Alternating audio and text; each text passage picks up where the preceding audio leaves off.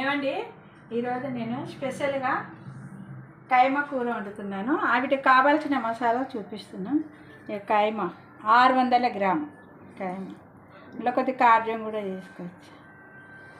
ఇది మెంతం కూర ఏరి పెట్టి ఇగో 600 గ్రాముకు 400 గ్రాము కంటే తక్కువ ఉల్లిగడ్డలు, కొంచెం కారం, పసుపు, గరం మసాలా,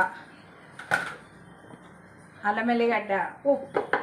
5 నిమిషం ఇక ఇవి వేసిన నూనె పోస్తున్నాను. వేడెక్కింది గిన్నె, నిమిషం వెనక ఉంది, వేడెక్కింది నూనె. మళ్ళా అది పెట్టేదా నిమిషం కాలే, నిమిషం అయినప్పుడు